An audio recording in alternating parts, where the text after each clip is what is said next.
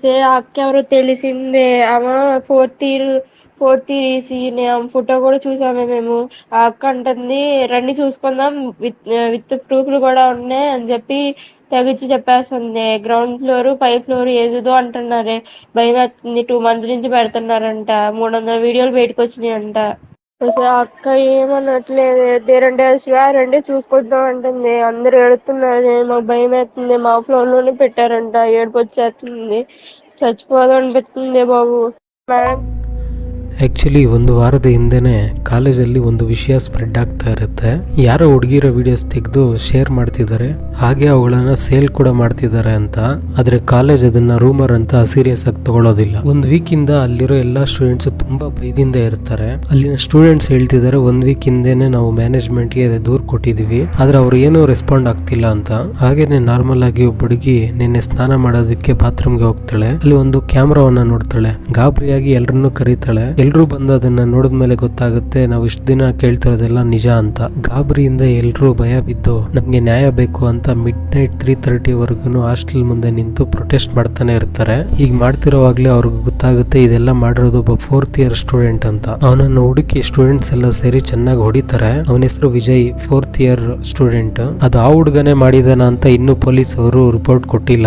ಆದ್ರೆ ಇಲ್ಲಿ 2 ವರ್ಷನ್ಸ್ ಕೇಳಿಸ್ತದೆ. ಒಂದು ವರ್ಷನ್ ಏನಂದ್ರೆ ಅದೇ ಹಾಸ್ಟೆಲ್ ಅಲ್ಲಿರೋ ತನ್ನ ಗೆಳತಿ ಜೊತೆ ಸೇರಿ ಒಬ್ಬನು ಬೇರೆ ಹುಡುಗಿಯರ ವಿಡಿಯೋಸ್ ತೆಗೆದು ಸೇಲ್ ಮಾಡ್ತಿದ್ದಾನೆ ಅಂತ ಹೇಳ್ತಿದ್ದಾರೆ. ಅಷ್ಟೇ ಅಲ್ಲ, ಅವನ ಹತ್ರ ಇಂತಹ ಇನ್ನೂ 300 ವಿಡಿಯೋಸ್ ಇದೆ ಅಂತ ಕೂಡ ಹೇಳ್ತಿದ್ದಾರೆ. ಇನ್ನೊಂದು ವರ್ಷನ್ ಏನು ಅಂದ್ರೆ ಇದು 1 ವೀಕ್ ಇಂದ ಅಲ್ಲ 2 ವರ್ಷದಿಂದ ನಡೀತಿದೆ ಅಂತ. ಇವನು ಮತ್ತು ಅದೇ ಹಾಸ್ಟೆಲ್ ನಲ್ಲಿರುವ ಹುಡುಗಿ 2 ವರ್ಷದಿಂದ ಪ್ರೀತಿಯಲ್ಲಿದ್ರು. ಅವರಿಬ್ರು ತಮ್ಮ ಪರ್ಸನಲ್ ವಿಡಿಯೋಸ್ ನ ಒಬ್ರಿಗೊಬ್ರು ಶೇರ್ ಮಾಡ್ಕೊಂತಿದ್ರು ಅಂತ ಹೇಳ್ತಿದ್ದಾರೆ. ಹುಡುಗಿ ಕಳಿಸಿದ್ದ ಪರ್ಸನಲ್ ವಿಡಿಯೋಸ್ ನ ಅವನು ತನ್ನ ಫ್ರೆಂಡ್ಸ್ ಜೊತೆ ಕೂಡ ಶೇರ್ ಮಾಡ್ಕೊಂಡಿದ್ದ. ಅವರೆಲ್ಲ ಸೇರ್ಕೊಂಡು ಆ ಹುಡುಗಿಯನ್ನ ಬ್ಲಾಕ್ ಮೇಲ್ ಮಾಡಿ ಕ್ಯಾಮೆರಾನ ಇಡ್ಸಿದ್ದಾರೆ ಅಂತ ಹೇಳ್ತಿದ್ದಾರೆ. ಆ ಹುಡುಗಿಯರ್ಗೆ ಇದೆಲ್ಲ ಗೊತ್ತಾಗಿ ಮ್ಯಾನೇಜ್ಮೆಂಟ್ ಗೆ ಕಂಪ್ಲೇಂಟ್ ಮಾಡ್ತಾರೆ. ಅವರು ಇದೆಲ್ಲ ಹೊರಗಡೆ ಬರದಂತೆ ಅಲ್ಲೇ ಮ್ಯಾನೇಜ್ ಮಾಡೋದಕ್ಕೆ ನೋಡ್ತಾರೆ. ಆದ್ರಿಂದಲೇ ಆ ಸ್ಟೂಡೆಂಟ್ಸ್ ಎಲ್ಲ ಈಗ ಪ್ರೊಟೆಸ್ಟ್ ಮಾಡ್ತಿದ್ದಾರೆ ಅಂತ ಹೇಳ್ತಿದ್ದಾರೆ. 2 ವರ್ಷನಲ್ಲಿ ಯಾವ್ದು ನಿಜ ಅಂತ ಇನ್ನೂ ಗೊತ್ತಿಲ್ಲ. ವರ್ಷನ್ ಯಾವ್ದಾದ್ರು ಹುಡುಗಿರ ವಿಡಿಯೋಸ್ ಶೇರ್ ಆಗಿರೋದು ನಿಜ ಅಂತ ಹೇಳಲ್ಲ. ಆದ್ರೆ ಪೊಲೀಸರು ಏನ್ ಹೇಳ್ತಿದಾರೆ ಅಂದ್ರೆ ಅವ್ರು ಅಲ್ಲಿಗೆ ಬರೋಷ್ಟ್ರಲ್ಲಿ ಆ ಹುಡುಗನ ಸ್ಟೂಡೆಂಟ್ಸ್ ಎಲ್ಲ ಸೇರ್ಕೊಂಡು ಹೊಡೆದಿರ್ತಾರೆ. ಅವನು ಪ್ರಜ್ಞೆ ತಪ್ಪಿರ್ತಾನೆ. ಅದಾದ್ಮೇಲೆ ಅವರು ಹಾಸ್ಪಿಟ್ಲಿಗೆ ಕರ್ಕೊಂಡೋಗಿ ಅಲ್ಲಿ ಅವನ ಮೇಲೆ ಕಂಪ್ಲೇಂಟ್ ಬುಕ್ ಮಾಡಲಾಗಿದೆ ಅಂತ ಹೇಳ್ತಾರೆ. ಇದೇ ವಿಚಾರಕ್ಕೆ ಡಿಸ್ಟ್ರಿಕ್ಟ್ SP ರೆಸ್ಪಾಂಡ್ ಆಗಿ ಅವನ ಎಲ್ಲಾ ಗ್ಯಾಜೆಟ್ಸ್ ಅಂಡ್ ಎಲೆಕ್ಟ್ರಾನಿಕ್ಸ್ ವಸ್ತುಗಳನ್ನ ಹ್ಯಾಂಡ್ ಓವರ್ ಮಾಡ್ಕೊಳ್ಳಲಾಗಿದೆ. ಅಲ್ಲಿರೋ ಸ್ಟೂಡೆಂಟ್ಸ್ ಮುಂದೆನೆ ಅವುಗಳನ್ನ ಚೆಕ್ ಮಾಡಲಾಗಿದೆ. ಅದರಲ್ಲಿ ಯಾವುದೇ ತರಹದ ಪ್ರೂಫ್ ಇಲ್ಲ. ನೀವೆಲ್ಲದೇ ಮಾಡೋ ಅವಶ್ಯಕತೆ ಇಲ್ಲ, ಇದೆಲ್ಲ ರೂಮರ್ಸ್ ಅಂತ ಹೇಳ್ತಿದ್ದಾರೆ. ಅಂಡ್ ಫರ್ದರ್ ಇನ್ವೆಸ್ಟಿಗೇಷನ್ ಕೂಡ ಮಾಡಲಾಗುತ್ತೆ ಅಂತ ಹೇಳ್ತಿದ್ದಾರೆ. ಆದ್ರೆ ಇಲ್ಲಿ ಪ್ರಾಬ್ಲಮ್ ಏನು ಅಂದ್ರೆ ಓನ್ಲಿ ಒಬ್ಬನ ಪರ್ಸನಲ್ ಗ್ಯಾಜೆಟ್ ಚೆಕ್ ಮಾಡಿ ಅದ್ರಲ್ಲಿ ಏನು ಇಲ್ಲ ಅಂತ ಹೇಳೋದು ಎಷ್ಟು ಸರಿ. ಇಲ್ಲಿ ನಾವು ಗಮನಿಸಬೇಕಾಗಿರೋ ವಿಚಾರ ಏನು ಅಂದ್ರೆ 1 ವೀಕ್ ಹಿಂದೆನೆ ಮ್ಯಾನೇಜ್ಮೆಂಟ್ ಅವ್ರ ಹತ್ರ ಕಂಪ್ಲೇಂಟ್ ಹೋಗಿರುತ್ತೆ. ಆಗ್ಲೇ ಈ ಹುಡುಗ ಅದನ್ನ ಡಿಲೀಟ್ ಮಾಡಿರ್ಬೋದಲ್ವಾ.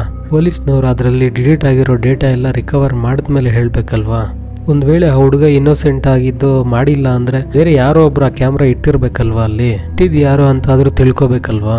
1 ವಾರದಿಂದ ಈ ಇಶ್ಯೂ ನಡೀತಿರ್ಬೇಕಾದ್ರೆ ಇಲ್ಲಿವರೆಗೂ ಏನ್ ಮಾಡ್ತಾ ಇದ್ರಿ. ಅಷ್ಟೇ ಅಲ್ಲ, ಈ ಕೇಸ್ನ ವಿಚಾರವಾಗಿ ಕಾಲೇಜ್ನ ಮ್ಯಾನೇಜ್ಮೆಂಟ್ನವರು ಕೂಡ ತಮ್ಮ ರೆಪ್ಯುಟೇಷನ್ ಹಾಳಾಗುತ್ತೆ ಅಂತ ಈ ವಿಚಾರನ ಸೈಡ್ ಟ್ರ್ಯಾಕ್ ಮಾಡ್ತಾರೆ ಅಂತ ಕೂಡ ಹೇಳ್ತಿದ್ದಾರೆ. ಇನ್ನು ಫರ್ದರ್ ಇನ್ವೆಸ್ಟಿಗೇಷನ್ ಆದ್ಮೇಲೆ ಏನ್ ಹೇಳ್ತಾರೋ ನೋಡ್ಬೇಕು. ಒಂದ್ ವೇಳೆ ಈ ರೂಮರ್ಸ್ ಎಲ್ಲ ನಿಜ ಆದ್ರೆ ಮಾಡಿದವ್ರನ್ನ ಕಂಡಿಡಿದು ಆ ಹುಡುಗಿಯರಿಗೆ ಜಸ್ಟಿಸ್ ಕೊಡಬೇಕು ಅಂತ ಕೇಳ್ಕೊತೀನಿ. And that's it for today guys. ನಿಮ್ಗೇನಾದರೂ ನಾವು ಕೊಟ್ಟ ನಾಲೆಡ್ಜ್ ವರ್ತ್ ಅನ್ಸಿದ್ರೆ ಪ್ಲೀಸ್ ನಮ್ಮ ಚಾನಲ್ನ ಸಬ್ಸ್ಕ್ರೈಬ್ ಮಾಡಿ, ಲೈಕ್ ಮಾಡಿ, ಶೇರ್ ಮಾಡಿ.